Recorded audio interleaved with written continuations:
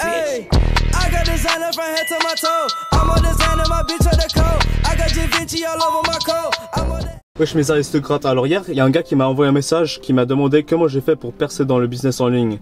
Alors je lui ai dit qu'il y a quelques étapes simples, que n'importe quel gars sans argent mais avec beaucoup de temps peut suivre pour devenir riche en un an s'il s'applique à fond. Alors de 1, le mindset. Faut comprendre que tout ce que tu vois en ligne c'est pas des scams, il y a vraiment des gars qui deviennent riches avec des business en ligne. C'est comme s'il y avait de l'argent tout autour de toi, mais toi tu le vois pas encore, il est invisible parce que tu crois que tout est un scam. Mais dès que tu vois que c'est réel, qu'il y a vraiment des gars qui deviennent riches, tu peux commencer à grabber l'argent et tu peux en grabber de plus en plus jusqu'à ce que tu deviens riche.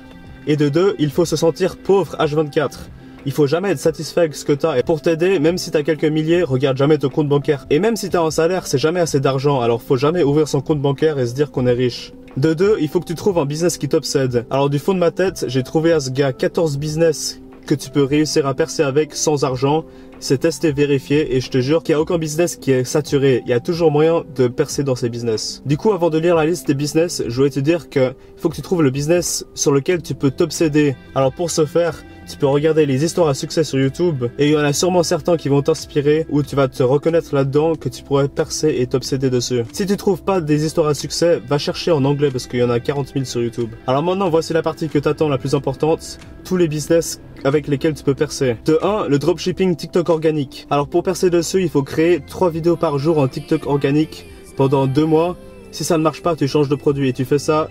Et vie de ma mère, si tu respectes ce processus, tu vas percer à 100%. De 2, il y a le copywriting. Bon, là-dessus, je vais pas m'étaler, mais comme je le dis dans tous ces types de business, tu peux voir des tonnes et des tonnes de contenu gratuit en ligne qui t'expliquent tout. Sur YouTube, il y a plein de gars qui offrent tout gratuitement et après, ils vendent en mentorship privé. Mais tu peux voir gratuitement comment percer dans tous ces business. Alors, ça sert à rien que je t'explique. Et du coup, on passe au 3e. Le SMMA, en gros, tu fais des pubs Facebook pour des entreprises locales ou que tu trouves sur Google Maps.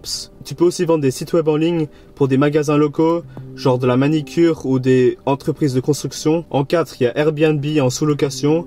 Du coup, t'as aucun coût de base parce que tu sous-loques. Ensuite, tu fais des TikTok de podcasts d'influenceurs connus. Tu peux aussi faire de la création de miniatures pour YouTubeurs. Il y en a 40 000 gars qui demandent ça. Alors ne me dis pas que c'est saturé. Après, tu peux faire OnlyFans Manager. C'est pas très catholique, alors je conseille pas, mais ça se fait. Et ensuite, le dernier de la liste que j'ai trouvé du fond de ma tête, c'est création de formation pour influenceurs.